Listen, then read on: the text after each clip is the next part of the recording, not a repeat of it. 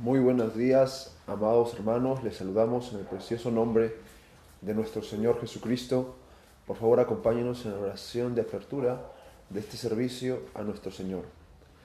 Señor Jesucristo, venimos a tu presencia como siervos inútiles, agradeciéndote por un día más de vida, Señor. Cada vez que abrimos los ojos es un milagro. Por eso que queremos agradecerte, Señor, por las inmensas obras que siempre haces en nuestras vidas. Gracias, Señor, por esta mañana. Queremos tener tiempos de morir contigo, Señor. Tiempos donde nuestro corazón se hace uno con tu palabra. Tiempos donde nuestro corazón se llena de ti. Tiempos cuando nuestros corazones son confortados por tu santa presencia. No hay mejor presencia que tu santidad, Señor. Por eso llamamos e invocamos tu santo nombre, Señor Jesucristo, para que tú nos visites. Te damos la bienvenida a este lugar, Señor, y también a nuestros corazones. Recibe toda honra, recibe toda gloria, recibe toda alabanza, pero sobre todo exprésate a través de tu palabra. En el nombre de Jesucristo. Amén. Como el siervo busca por las aguas.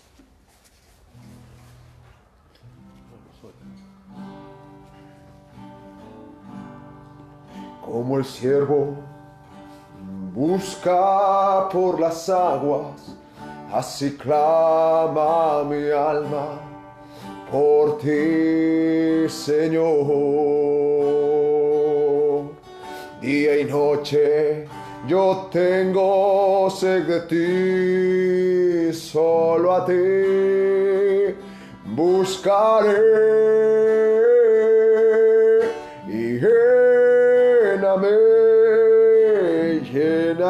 Señor, dame más de tu amor. Yo tengo sed solo de ti. Lléname, Señor. Oh, lléname, Señor. Dame más de tu amor. Yo tengo sed solo de ti. Lléname, Señor. Como el siervo busca por las aguas, así clama mi alma por ti, Señor. Día y noche yo tengo sed de ti, solo a ti buscaré y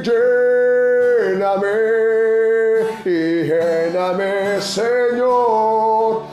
Dame más de tu amor. Yo tengo sed solo de ti. Y lléname, Señor. Aleluya. Y lléname, Señor.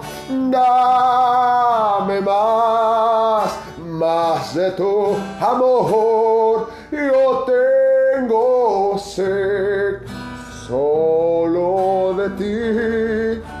Lléname, Señor.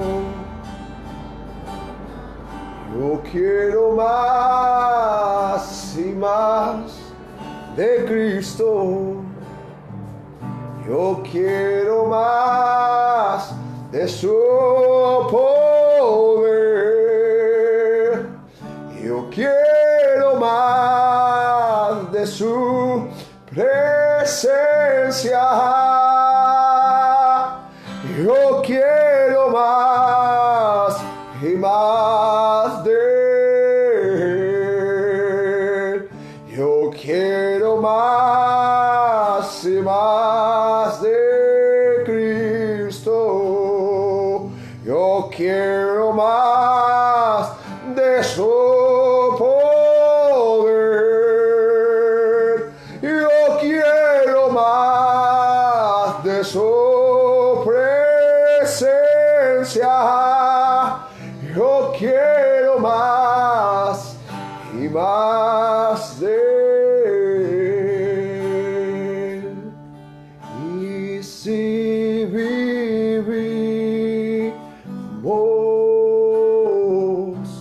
para Él vivimos. Y si morimos, para Él morimos. Sea que vivamos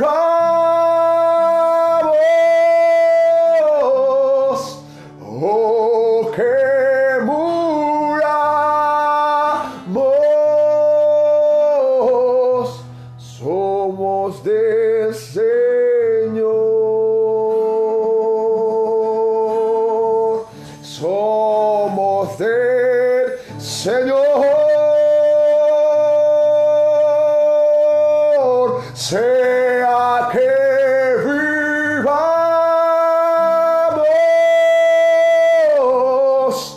o que muramos,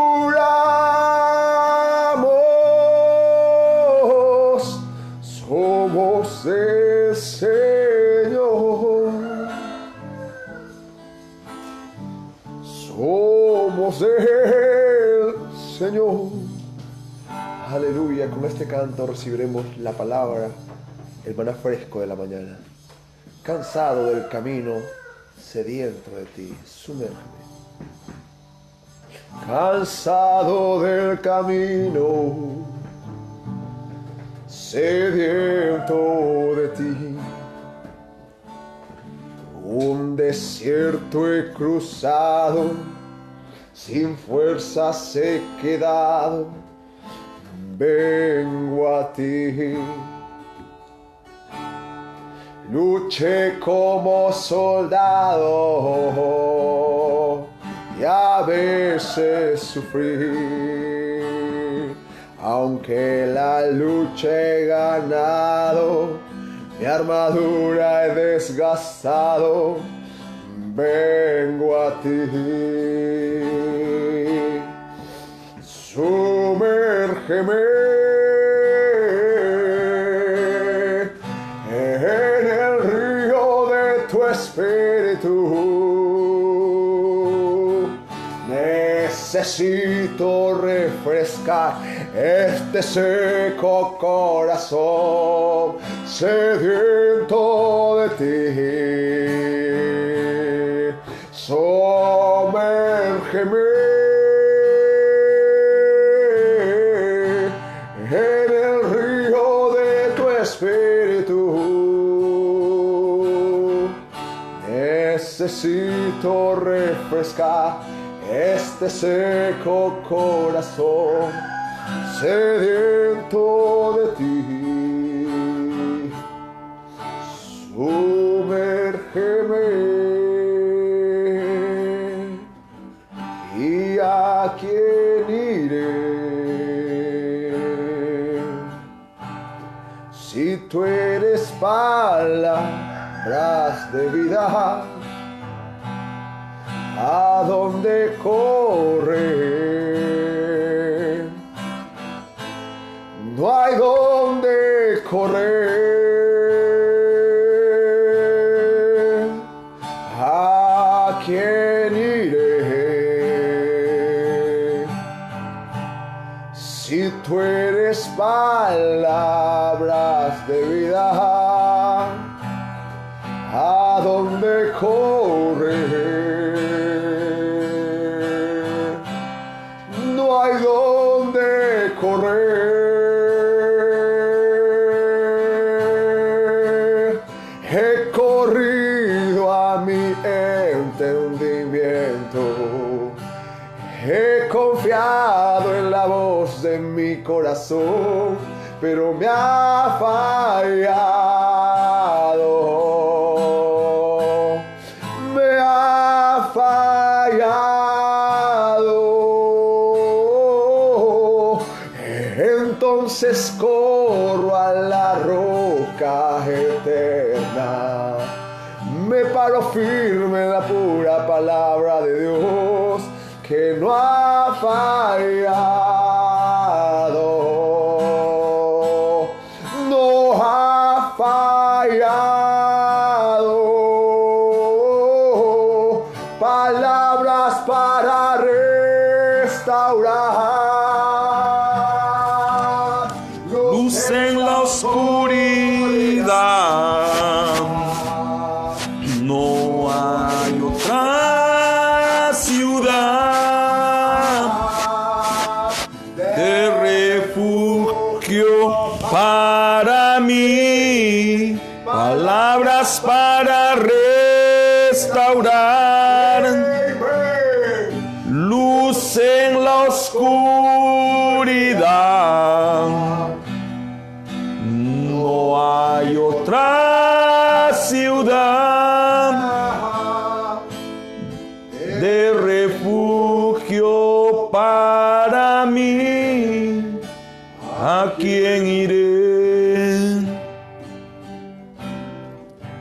¿A quién iré? Si tú eres palabras de vida, ¿a dónde correr? No hay dónde correr. ¿A quién iré? Si tú eres palabras de vida, ¿a dónde correr? No hay dónde correr.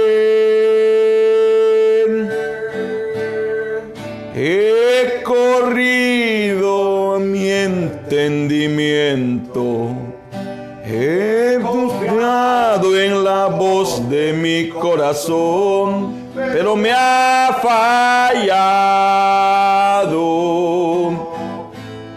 Me ha fallado. Entonces corro a la roca eterna, paro firme en la pura palabra de Dios, que no ha fallado, no ha fallado. Palabras para restaurar, luz en la oscuridad. No hay otra ciudad de refugio para mí. Palabras para restaurar, luz en la oscuridad. No hay otra ciudad de refugio para mí. ¿A quién iré?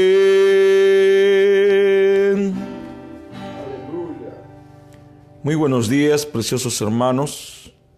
Una vez más es un privilegio máximo para mí poder dirigirme a ustedes a través de este espacio, esta transmisión. Antes de empezar con la meditación de su bendita palabra, quisiera por favor que abran conmigo sus escrituras al libro de Revelación, capítulo 10, versículo 7. Este es el texto sobre el cual estamos apoyando estas enseñanzas. Saludamos a cada uno de los hermanos y hermanas que tan gentilmente nos obsequian de su tiempo. Dice la bendita palabra del Señor: pero en los días de la voz del séptimo ángel, cuando él comenzare a tocar la trompeta, el misterio de Dios será consumado, como él lo anunció a sus siervos los profetas.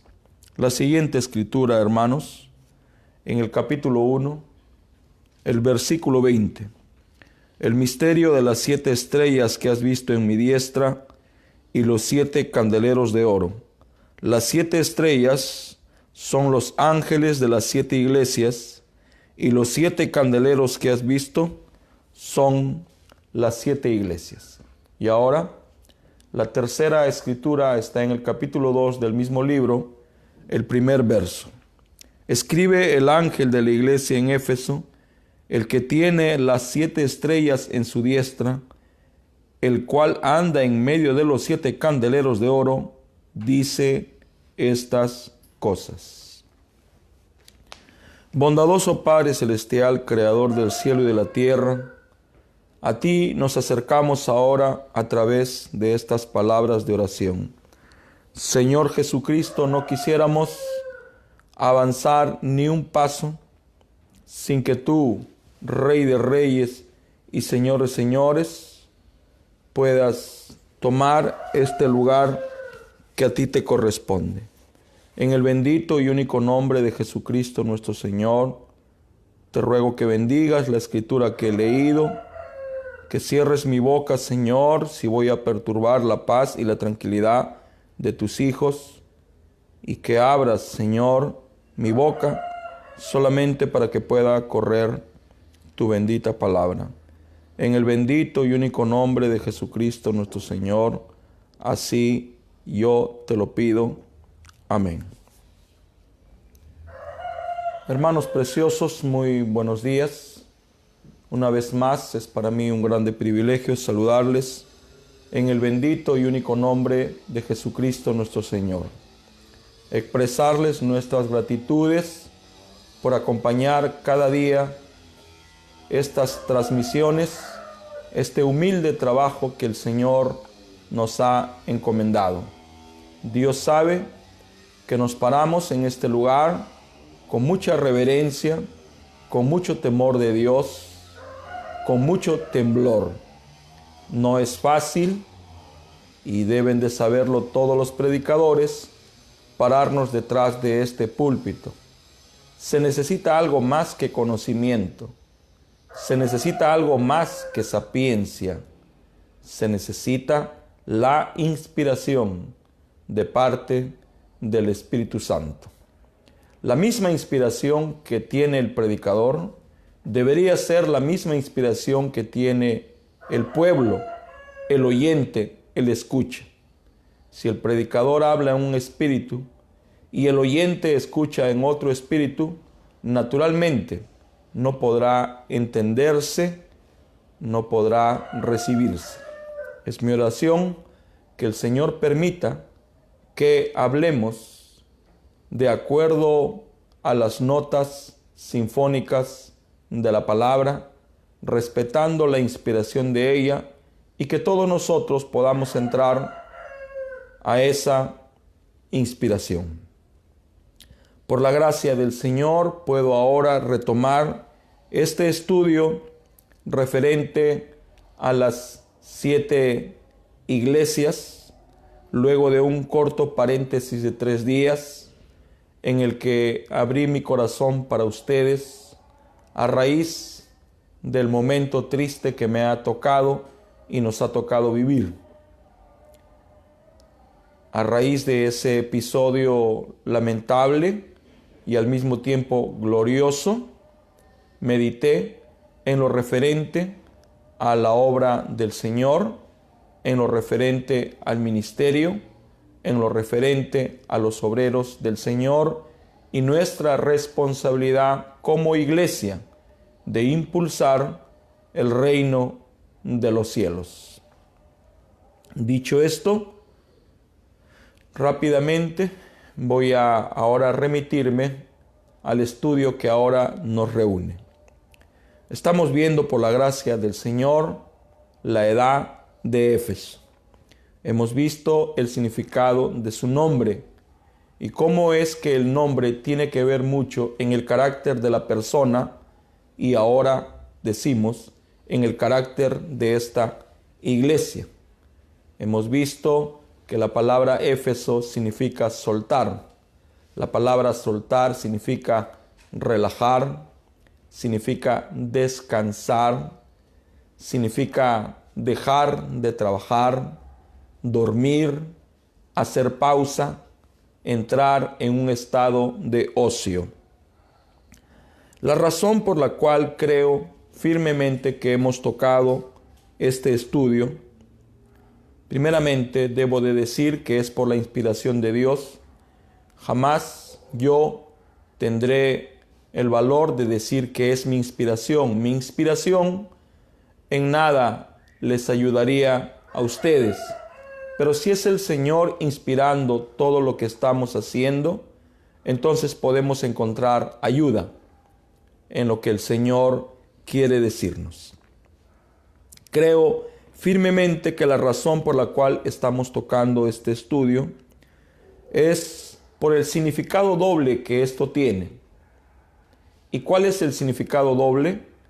El significado histórico y el significado espiritual.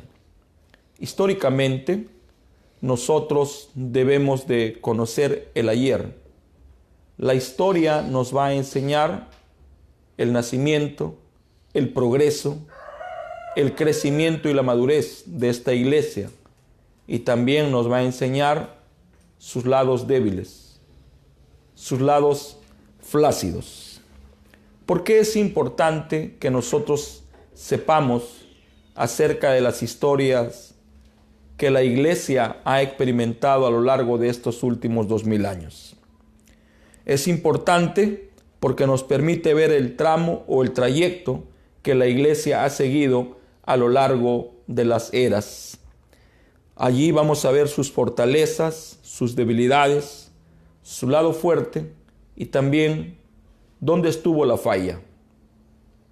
Recordemos que la tragedia que vive la última edad no comenzó aquí, sino tuvo su origen, tuvo su principio, tuvo su génesis. Y el génesis de esta tragedia empezó en la primera edad de la iglesia, que es la edad de Éfeso. Espiritualmente es fundamental que nosotros sepamos esto, porque nos vamos a dar cuenta de que si no aprendemos estas lecciones que la historia nos quiere enseñar, trágicamente vamos a repetir los mismos errores. Ya que todos los que decimos que hemos aprendido un poquito la palabra del Señor estarán de acuerdo en esta afirmación.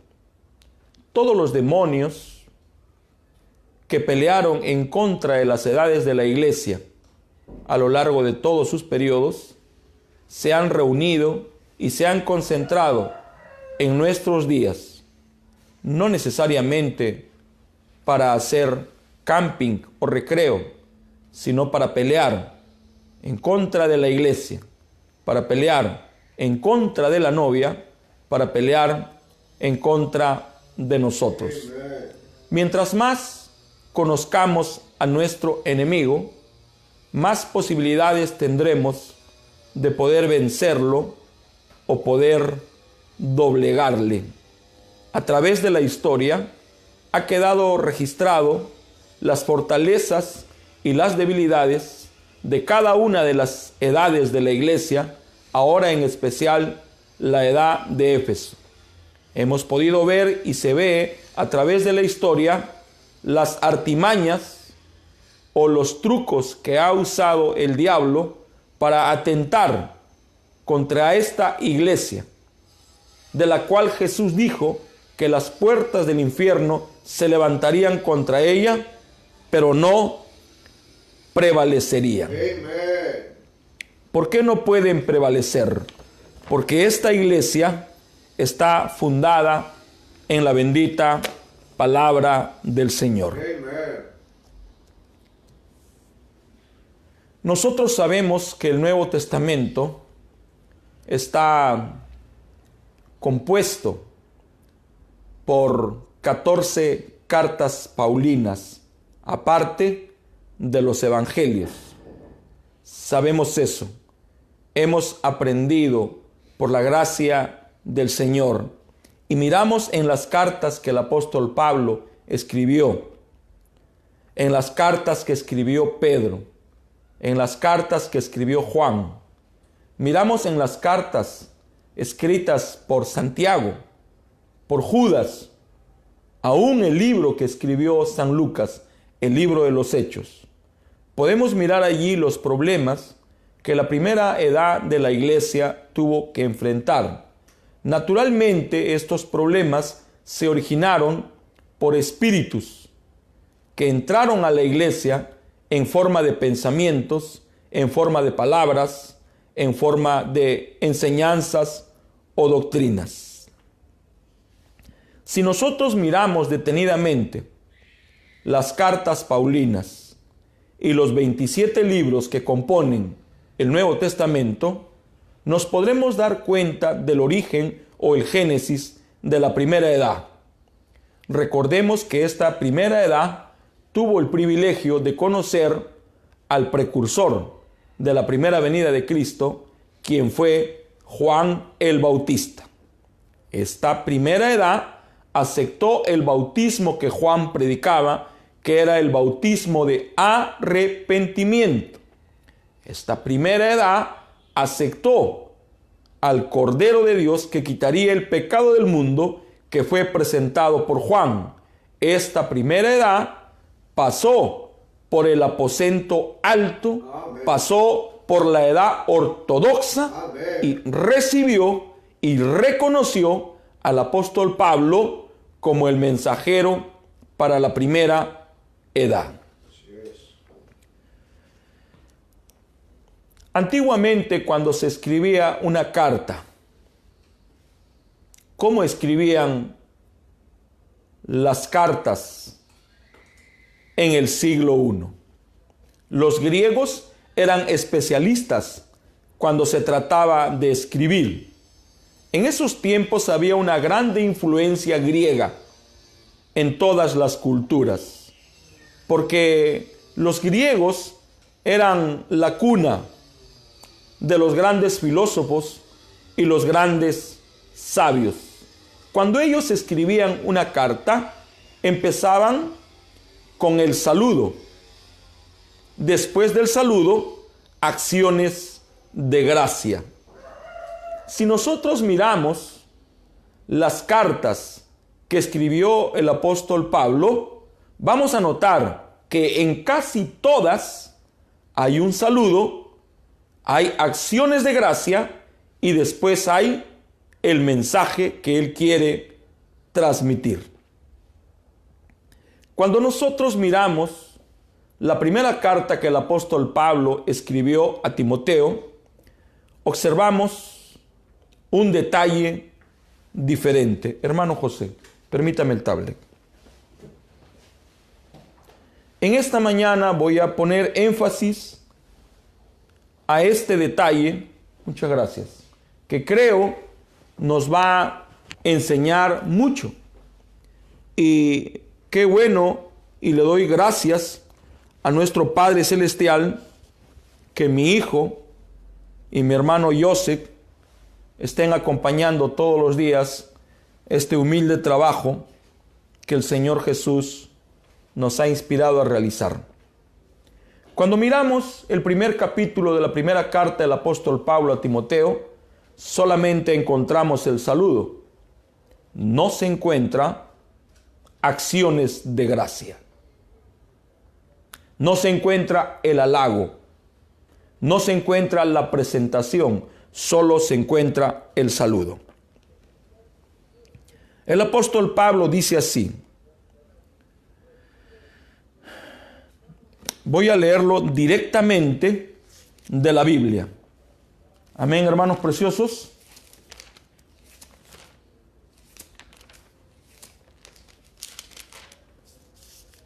Estamos muy contentos por el privilegio que el Señor nos da.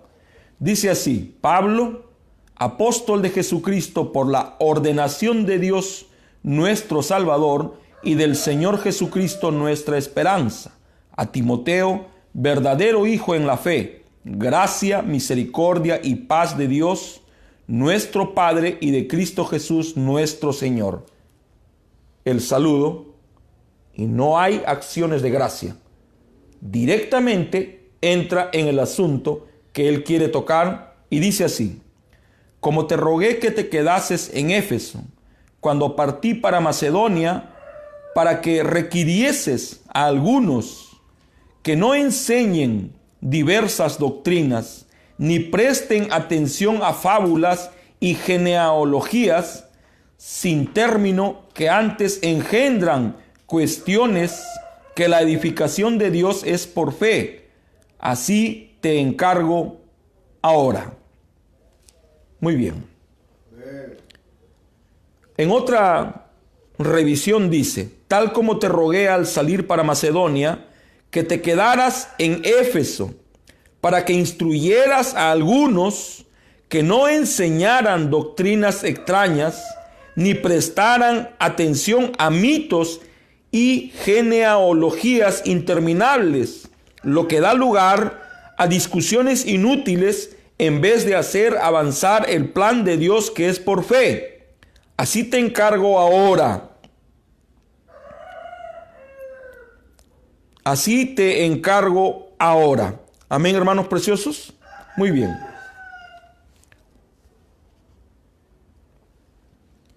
¿Quién escribió esta carta? Todos están de acuerdo en que fue escrita por el apóstol Pablo. Uno de los hombres a quien considero uno de mis maestros y quien se llama Carlos Eduardo Viéveras Peña me enseñó. Él me dijo que se conoce al hombre por su forma de escribir. Si alguien ha recibido mis escritos, ahora hablo de mí, mis escritos me delatan. Si usted me conoce, usted sabrá cuando yo escribo, aunque no ponga mi nombre. Porque el hombre se conoce por su manera de escribir. Y el apóstol Pablo, muy aparte de ser apóstol, profeta y pastor de la primera edad, era un hombre muy elocuente, era un hombre muy educado, era un hombre muy amable, y escribía las cartas y daba el saludo y daba acciones de gracia, halagos a la iglesia, halagos a los que iban a leer la carta, halagos a los que congregaban con Filemón, con Tito, a Galacia, a los corintios, a los hebreos. Pero en esta carta él no hace eso.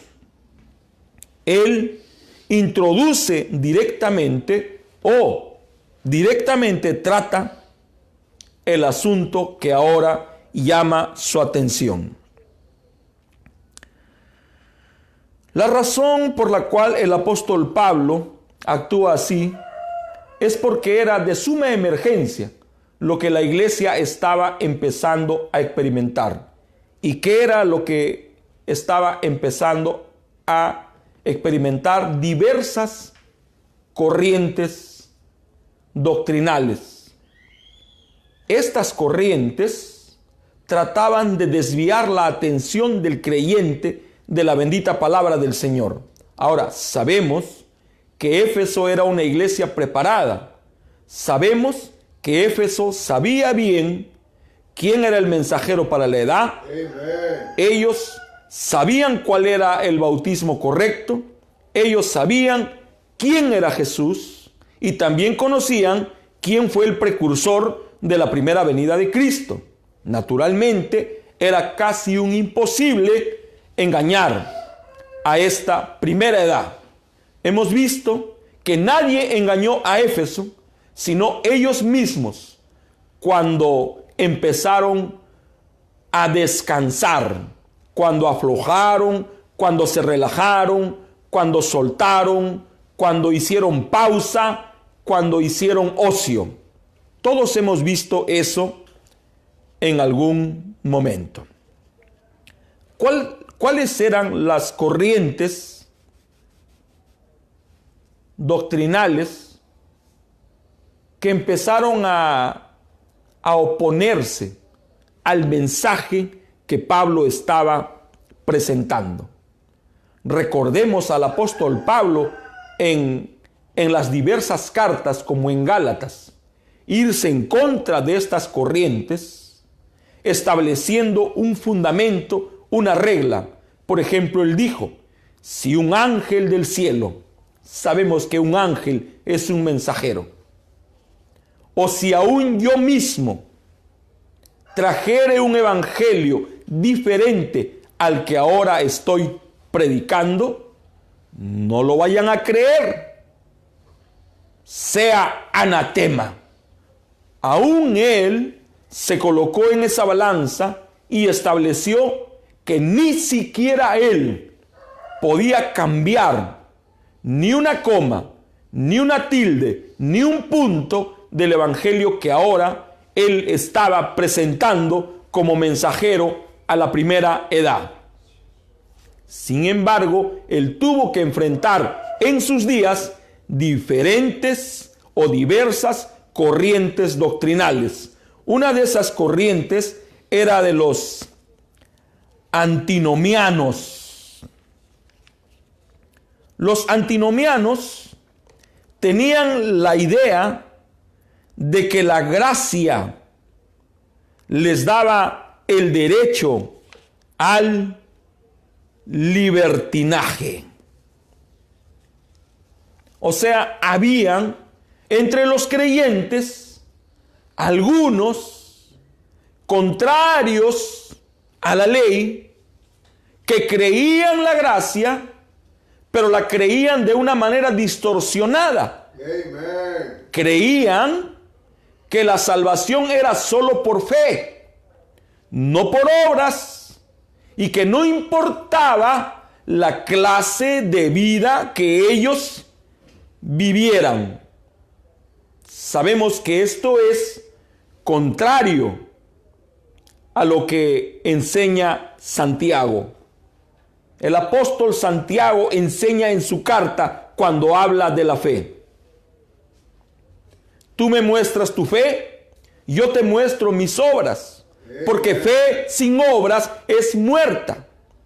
Esta corriente religiosa sostenía que la salvación era por fe, y la salvación era un regalo, y que no importaba la vida que uno viva, lo que importaba era solo la fe. Ellos creían que lo santo estaba solo en el interior y el pecado era lo exterior, y que lo que importaba era lo de adentro, no lo de afuera. Pareciera que estoy tocando ahora algunas cosas que se dan en nuestro tiempo. Amen. Porque hay muchas corrientes en el cristianismo que sostienen que lo de afuera no tiene nada que ver, sino lo de adentro. Nada más alejado de la verdad. Porque la palabra del Señor establece que por sus frutos se conoce el árbol. Y los frutos son la vida que nosotros damos. Otra de las corrientes que le tocó enfrentar al apóstol Pablo fue los agnósticos. Es increíble, esta corriente no nació en el siglo XX o siglo XIX y XVIII. Esta corriente nació con la primera edad. Este grupo de personas creían tener el privilegio de tener una revelación superior a los demás. Y como ellos creían que tenían ese derecho, eso les daba el permiso para predicar doctrinas falsas. Claro que ellos no creían que era una doctrina falsa. Ellos se habían olvidado que Dios ha establecido para nosotros un patrón. Dios ha establecido para nosotros un filtro. Dios ha establecido para nosotros un Urim Tumim. Y esta es la palabra del Señor. Amen. Y nadie que se crea un hombre de Dios tiene el derecho para sostener algo que no se pueda probar con las sagradas escrituras. Nadie tiene el derecho de predicar una doctrina, una enseñanza que no nazca de la Biblia. Amén, hermanos. Los gnósticos creían que la materia, o sea, el cuerpo, es pecado y que lo único santo es el espíritu. Entonces no importa lo que haga la carne. Vamos a alimentar al espíritu y que la carne haga lo que le toca hacer. ¿Acaso no vemos esto en nuestra edad? ¿Acaso no se ve esto en los púlpitos?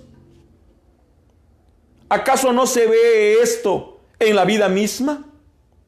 ¿Acaso no es un problema presente en nuestras iglesias? ¿Acaso no tenemos grandes oradores, doctos en la palabra del Señor, pero que no son congruentes en su vida con lo que viven? Esclavos de la pornografía, de la ludopatía, de la política, y ahora esclavos de las redes sociales. No solo tenemos que ser, tenemos también que parecer. Y los gnósticos y los antinomianos creían que solo teníamos que ser. No, Señor, tenemos también que parecer. Estaba hace algunos 3 o 4 años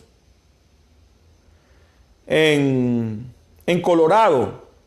Estaba solo de escala técnica y me tocó ser entrevistado por un funcionario de migraciones del Estado americano. Y él agarró mi pasaporte, mi visa, y me dijo, ¿quién soy yo? Por él. Naturalmente no entendí yo su pregunta. Y le dije, no le entiendo. Y era por 2 razones. Él era anglosajón, hablaba un español masticado. Y me dijo, ¿quién soy yo? No entiendo. Y trajo un intérprete. Y el intérprete me dijo, mira, ¿qué es él? Entonces entendí, ¿es usted un policía? Tu pasaporte, tu visa, me dice que tú eres un clérigo. No solo tienes que serlo, también tienes que parecer. Y por tu forma de vestir, me parece que no eres un clérigo. Ahora, yo no iba estrafalariamente vestido. Yo estaba con un saco bonito, un pantalón jean y una gorrita. Pero él me dijo, aquí dice que tú eres un clérigo. No solo tienes que serlo, también tienes que parecer. Ese día yo aprendí, porque hasta ese instante yo sostenía lo que aprendí a mis 15 años, cuando tuve un pequeño periplo por las Fuerzas Armadas de mi país. Y decía, ser y no parecer. Pero aquí aprendí que no solo tengo que ser, sino también parecer. ¿Cómo es que yo digo que soy un hijo de Dios, pero ante los ojos de la gente no parece? Porque me comporto igual que ellos o peor que ellos. Hablo como ellos o peor que ellos. reacciono como ellos o peor que ellos. Muy bien. Entonces ellos creían que la materia era mala y el espíritu era bueno.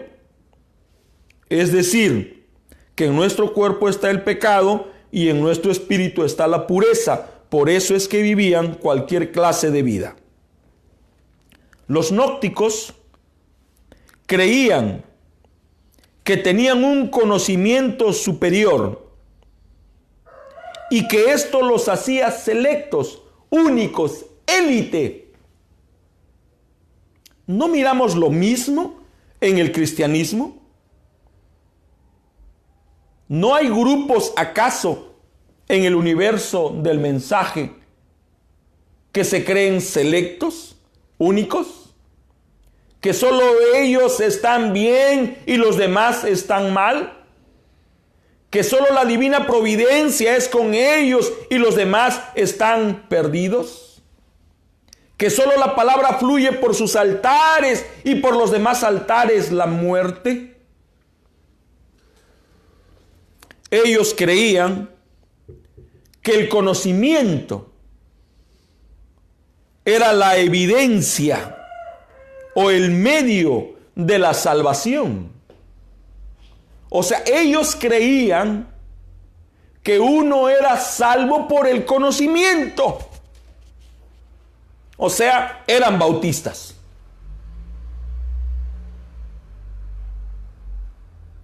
Y con esto estaban en contra de lo que el apóstol Pablo predicaba. Vamos a ver lo que el apóstol Pablo decía en Efesios 2, 8, 9.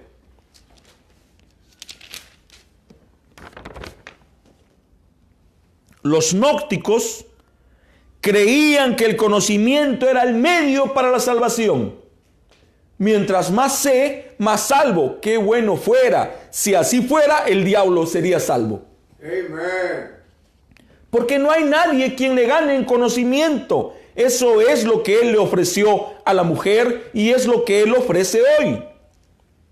Dice así: porque por gracia sois salvos, por la fe.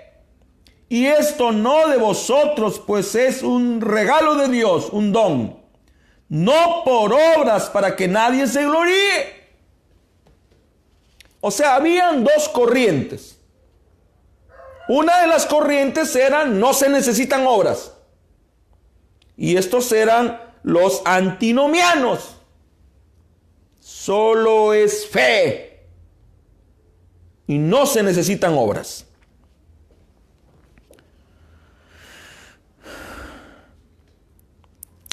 Los gnósticos creían en la Biblia. Pero aparte, leían libros prohibidos. Y de allí el nacimiento de estos mitos, de estas doctrinas errantes, extrañas, ocultas.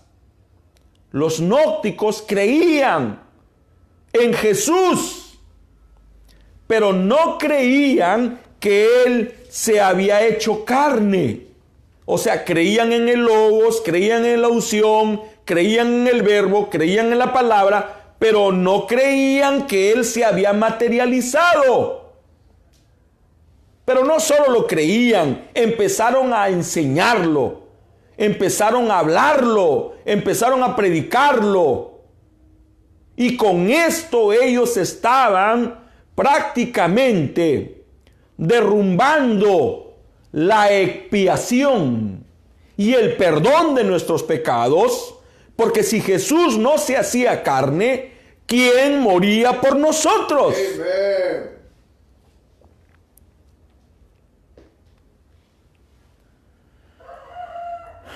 El apóstol Pablo, cuando le escribe a Timoteo, hace a un lado las formalidades y se enfoca en el problema.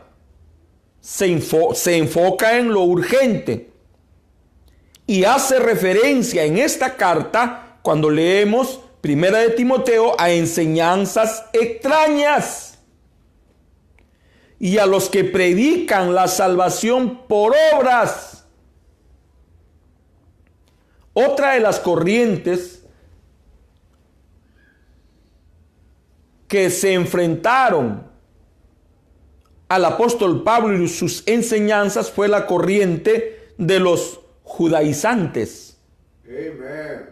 Los judaizantes eran judíos convertidos al cristianismo y ellos enseñaban la necesidad de que todavía se guarde la ley y ponían como una evidencia de la salvación la circuncisión. Ellos querían seguir sacrificando corderos y con esto estaban menospreciando el sacrificio del Cordero de Dios que quita el pecado del mundo. Amen. Ellos querían seguir manteniendo sus ritos, sus fiestas. Razón por la cual el apóstol Pablo casi en todas sus cartas combate esto con férrea palabra. Había otra corriente. Y yo sé que esta corriente se dio a notar bastante en el siglo XVII, XVIII. Y eran los antinomianos. Anti es contra. Los antinomianos eran lo opuesto al judaísmo cristiano. Ellos creían que se podía contribuir a la salvación. ¿Quiénes? Los judíos. ¿Cómo? A través de la circuncisión, a través de las fiestas solemnes, a través de los ritos. Los judíos creían que se podía contribuir a la salvación, o sea, ellos creían en las obras. Pero los antinomianos, no, ellos eran lo contrario. Ellos decían, no se necesita fe o no se necesita obras, solo se necesita fe. Si creemos, lo demás no importa. Solo importa creer. Y nuestras obras, sean buenas o sean malas, no tiene relevancia. Claro que sí, tiene relevancia. Los antinomianos creían que la gracia les daba la libertad para hacer lo que querían. Y ahí están los dos extremos. Amen. El legalismo, que viene de ley, y el calvinismo. Amen. Siempre existieron esos dos extremos. No solo se dio hace 300 o 400 años, se dio en la primera edad. Así es. Los que creían que usted tenía que hacer algo y los que creían que no tenían que hacer nada, y los dos estaban equivocados. Porque fe va acompañada de obras. Pero no es por obras, para que nadie se gloríe. Amen. Pero si no hay obras, es una señal de que no hay fe. Así es. ¿Cómo puedo decir que tengo fe y no tengo obras? Pero no es por obras. No tengo que hacer nada para mi salvación. Ya fue comprada, ya fue pagada, es un regalo. Lo único que tengo que hacer es creer. El justo por la fe vivirá. Amen. Pero cuando acepto la palabra del Señor en mi corazón, cuando creo en mi mente y en mi otra mente, es inevitable evitar las obras. Amen. Ellas van a empezar a brotar, porque todo fruto procede de un árbol y el árbol se conoce por sus frutos. ¿Cuáles eran los problemas que enfrentó la primera edad? O sea, ¿cuáles son los problemas que enfrentó Pablo?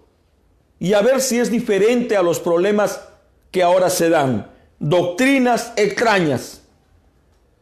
Hay doctrinas extrañas que no tienen asidero, no tienen fundamento, no tienen respaldo. Agarran un solo texto. Cuando la Biblia dice que por boca de 2 o 3 testigos conste toda palabra.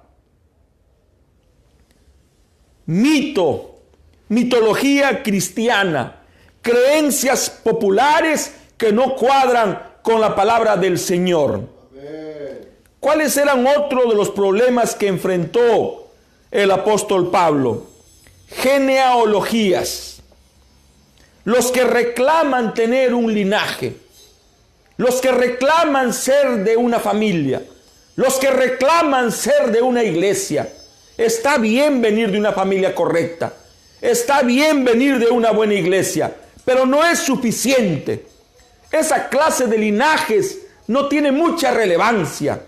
El linaje que tiene relevancia es el linaje del Señor Jesucristo. Usted puede ser Escabarrosi, usted puede ser Ramírez, usted puede ser Cabanillas, usted puede ser Chacón, está bien, pero no hay relevancia. Hay relevancia cuando usted llega a ser la familia de Cristo. ¿Y quién fue Cristo? Manso y humilde de corazón. Voy a empezar a leer lo que el hermano Branham nos enseña. Y ya con esto me estoy acercando al final.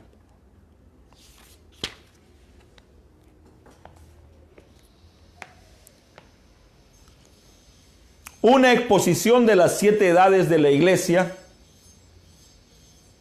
edad de Éfeso. Párrafo 62.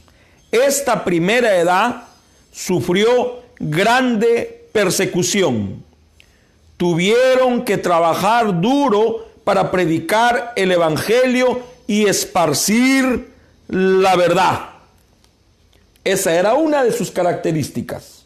Me sorprendí por la definición que el hermano Branham le da a la palabra trabajar. Y ahora vamos a aprender junto con ustedes, porque dice, yo sé de tu trabajo. O sea, cuando nosotros escuchamos la palabra trabajo, naturalmente nuestra mente ahí mismo piensa en el obrar, en el laborar, en el hacer algo. Y sí, eso significa trabajo.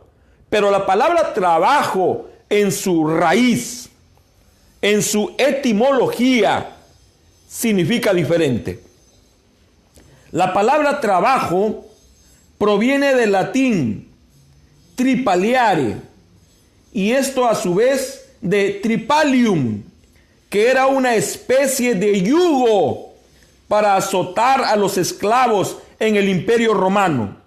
Con el paso del tiempo el uso de la palabra se amplió para referirse a una actividad que causara dolor físico y se asoció al trabajo en el campo, pero su uso se extendió a otras actividades humanas.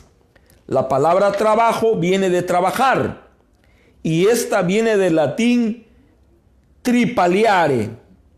Tripaliare viene de tripalium, que significa 3 palos. Tripalium, o los 3 palos, era un yugo hecho con 3 palos, en los cuales se amarraban a los esclavos para azotarlos. En realidad, la relación de trabajo con tripalium no significa pegar, sino sufrir. Se aplica a cualquier actividad que producía dolor en el cuerpo.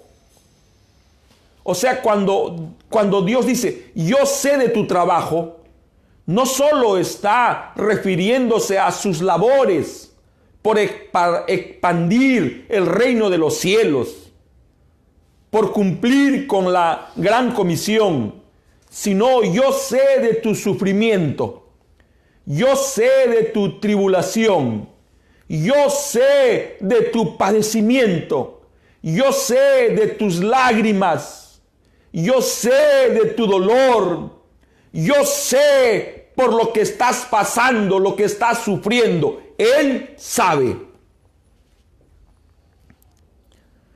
También dice, no puedes soportar a los malos, y has probado a los que se dicen ser apóstoles y no lo son, y los has hallado mentirosos. Estos efesios creían que el pueblo de Dios debería ser santo. Según este versículo, tomaron cuidados para que no hubiera levadura de pecado en el cuerpo. Por lo que se ve, la apostasía ya había comenzado. El pecado había entrado en la iglesia, pero fueron obedientes a la palabra de Pablo cuando él les dijo que echaran a los malos de en medio de ellos. Eran una gente separada, una gente que había salido del mundo, y ahora no iba a permitir que el mundo se metiera entre ellos. No iban a tolerar el pecado en la iglesia. La santidad no era para ellos un dicho, ni tampoco una figura gramatical.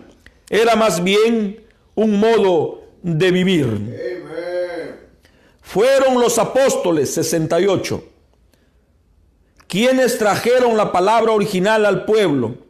Aquella palabra original no podía cambiar ni siquiera en un punto ni en una tilde.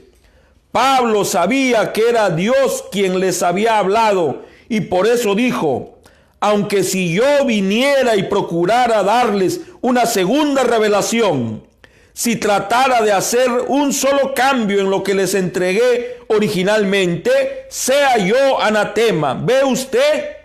Pablo sabía que aquella primera revelación era correcta. Dios no puede dar una primera revelación y después una segunda revelación. Si lo hiciere, entonces demostraría que tuvo un cambio en pensamiento.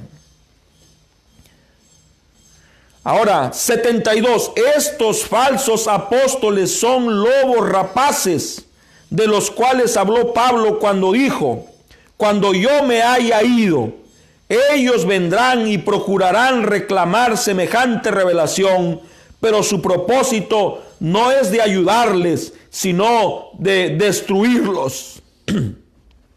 73.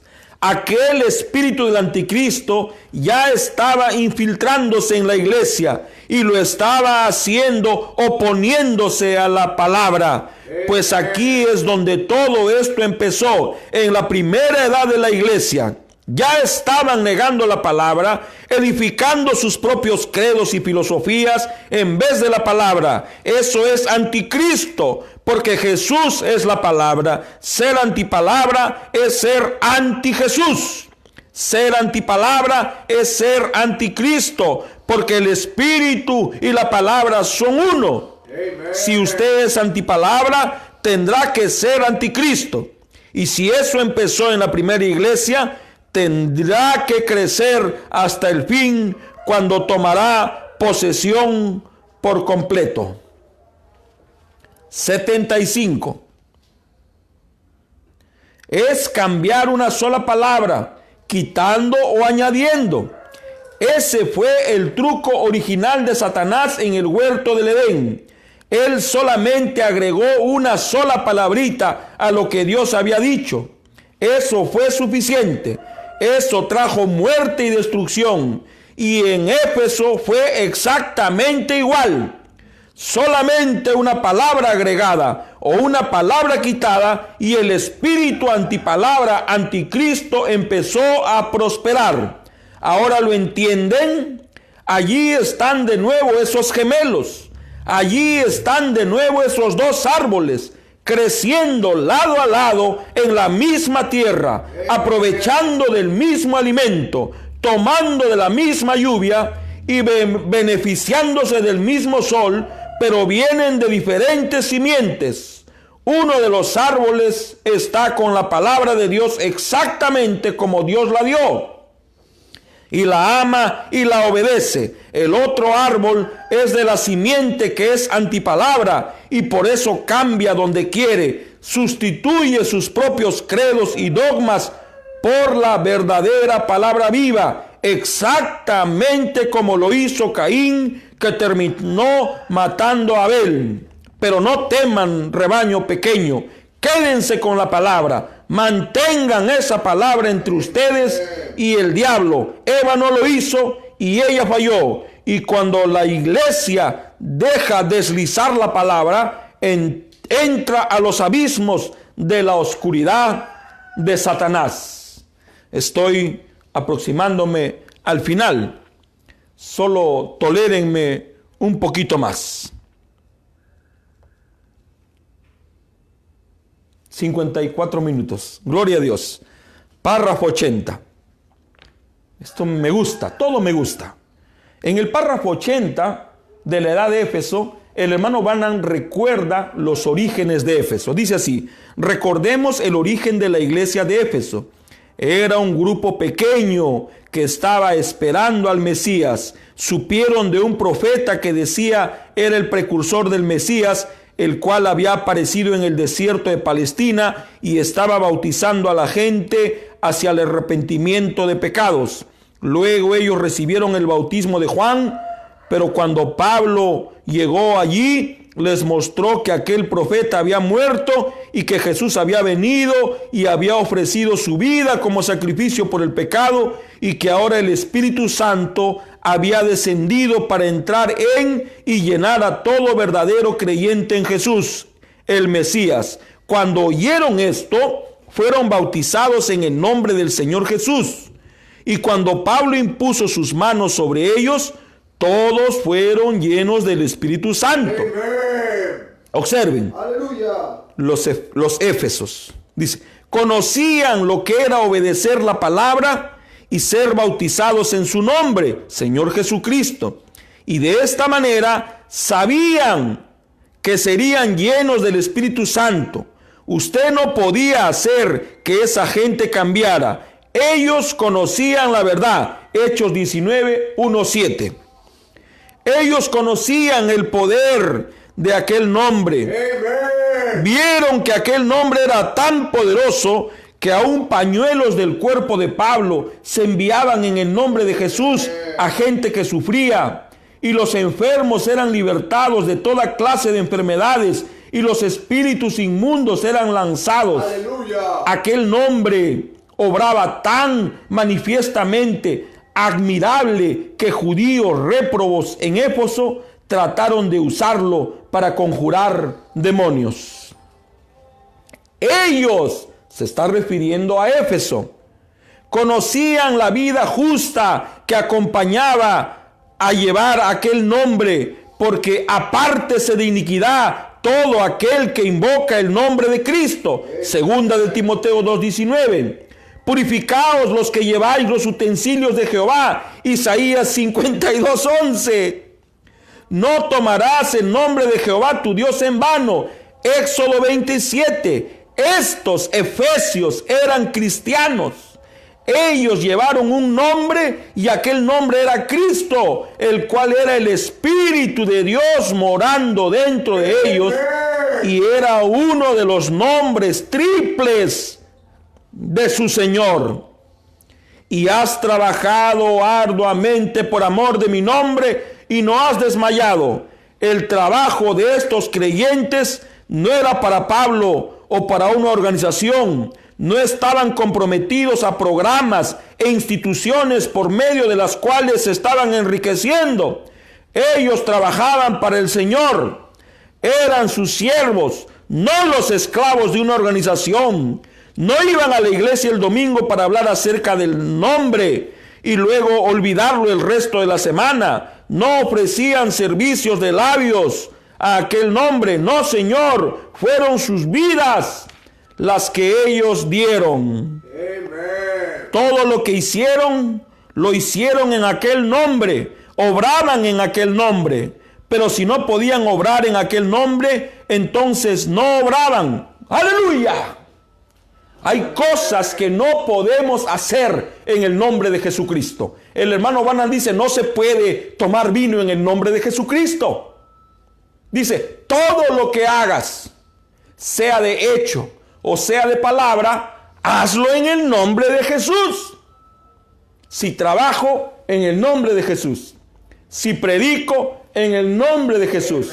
Si bautizo, en el nombre de Jesús. Si me caso, en el nombre de Jesús. Si peleo, no puedo pelear en el nombre de Jesús. Si adultero, no puedo adulterar en el nombre de Jesús. Si fornico, no puedo fornicar en el nombre de Jesús. Por eso dice, todo lo que hicieron, lo hicieron en aquel nombre. Obraban en aquel nombre. Pero si no podían obrar en aquel nombre, entonces no obraban. Amen. Estos fueron cristianos colocados celestialmente, cuyo comportamiento armonizaba con el Señor. Que Dios permita que nuestro comportamiento armonice con nuestro Señor. Pero el grupo de la viña falsa, que deseaba corromper aquel nombre, se mantenía en la oscuridad como lobos ocultos, esperando entrar y destruir. Pero los santos de Dios soportaron la prueba y preservaron la palabra y el nombre. Gloria a Dios. Has guardado mi nombre. Te has opuesto a los que dicen ser y no lo son. Oremos. Bondadoso Padre Celestial, te doy las gracias en el nombre del Señor Jesucristo, tu Hijo amado, por el inmenso privilegio que significa para mí vocear tu bendita palabra. Te doy las gracias por el material que tú nos provees para poder llevar adelante este estudio. Nada de lo que hablo es mío, sino es tuyo. ¿Qué soy yo? ¿Qué somos nosotros? Simples repetidores. Permítenos ser ecos fieles de tu bendita palabra. Señor, las mismas cosas que experimentó la iglesia en su génesis, en su origen allá en Éfeso, es lo mismo que ahora experimenta, Padre, en esta última edad. Ten misericordia de mí y ten misericordia de nosotros. Permítenos ser como esos creyentes genuinos de Éfeso, quienes sabían la palabra y sabían el nombre, y protegían la palabra y protegían el nombre. Creían en la santidad, creían en la separación, creían en la consagración, creían que la palabra no se podía mezclar, ni añadir, ni quitarla. Permítenos ser creyentes establecidos, bien colocados, bien enraizados. Yo te lo pido, yo te lo ruego, en el bendito y único nombre de Jesucristo nuestro Señor. Amén. Dios nuestro Señor les bendiga.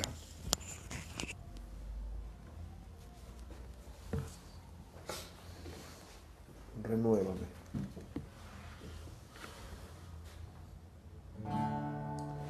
Renuévame, Señor Jesús.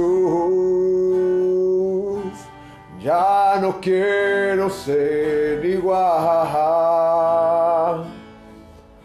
Renuévame, Señor Jesús. Pon en mí tu corazón, porque todo lo que hay dentro de mí necesita ser cambiado, Señor, porque todo lo que hay dentro de mi corazón necesita más de ti. Gracias, Jesucristo. Renuévame, Señor Jesús. Ya no quiero ser igual. Renuévame, Señor Jesús. Pon en mí tu corazón, porque todo lo que hay dentro de mí necesita ser cambiado, Señor. Porque todo lo que hay dentro de mi corazón necesita más de ti. Adorar a Cristo, adorar a Emmanuel, Rey de Reyes, Señor de Señores, estrella brillante ser, y por la eternidad voy a adorarle, reinaré con él por la eternidad. Adore su santo nombre en esta mañana. Adorar a Cristo, aleluya. Adorar a Emmanuel, Rey de Reyes, Señor de Señores, estrella brillante ser, y por la eternidad voy a adorarle, reinaré con él por la eternidad. Incline sus rostros, por favor. Bendito y poderoso Señor Jesucristo, qué hermoso es adorar tu santo nombre, Señor Jesucristo. Qué hermoso es tener la revelación que el nombre de Jesucristo es el mismo de ayer y por los siglos. Y hoy, Señor, está una parte de tu iglesia, Señor. Tú prometiste que habría un nuevo Efesios, que habrían creyentes que volverían a esa primera edad, Señor, que amarían tu palabra, Señor, que amarían estar en tu presencia, que amaríamos escuchar de ti, que amaríamos tu gracia, pero también haríamos acciones de gracia. Gracias por esta mañana, Señor. Venimos a ti en el nombre de Jesucristo. Te queremos pedir que ayudes a tu pueblo que está pasando una dificultad, al que todavía le falta fe para aceptar su sanidad. Te ruego, Señor, que inyectes fe en su mente y en su corazón, porque la sanidad divina se basa en la fe del individuo. Tú ya pagaste el precio de nuestras enfermedades. Tú ya pagaste el precio de nuestros pecados y por tus llagas somos curados. Te agradezco por curar a mi papá. Gracias, Señor, por ser nuestro sanador. Gracias. Gracias, Señor Jesucristo. Aún te sigues moviendo en la escena, Señor. Por favor, visita a tus hijos que tienen todavía necesidad económica, como visitaste a las humanitas, Señor. Aún sigues visitando los hogares. Por favor, ayúdalos en su economía, en sus trabajos, al que sale a trabajar, a los padres que salen a ganarse el pan diario. Protégelos, cuídalos, protégelos, Señor. Tú eres nuestro escudo y multiplica la economía en el nombre de Jesucristo. Bendice las ofrendas y multiplícalas por 10,000. Amén, bendito Padre Celestial. Hay poder, poder, sin igual poder. ¿Quieres ser salvo de toda maldad? Tan solo hay poder en mi Jesús. quieres vivir y gozar santidad, tan solo hay poder en Jesús. Aleluya. Oh, hay poder, poder, sin igual poder en Jesús, quien murió, resucitó. Oh, hay poder, poder, sin igual poder en la sangre que él vertió. Aleluya.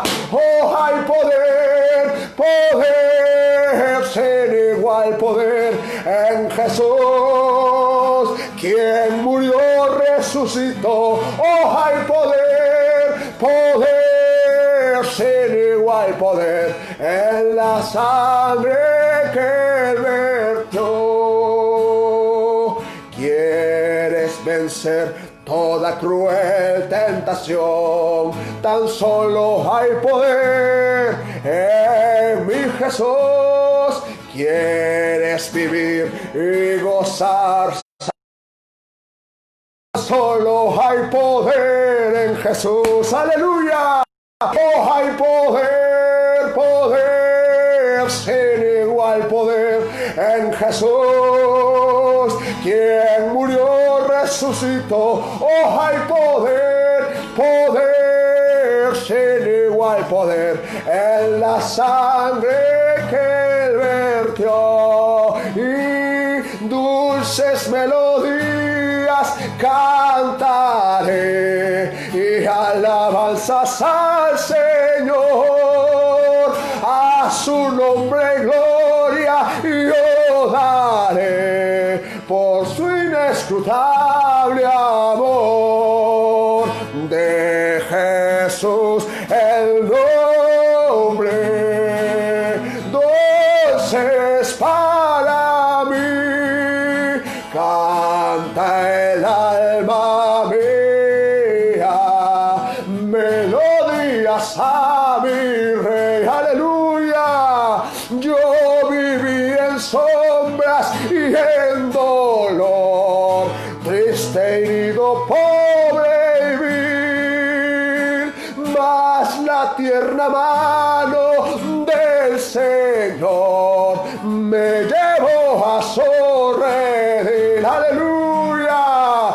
De Jesús el nombre, dulce es para mí, canta el alma mía, melodías a mi Rey.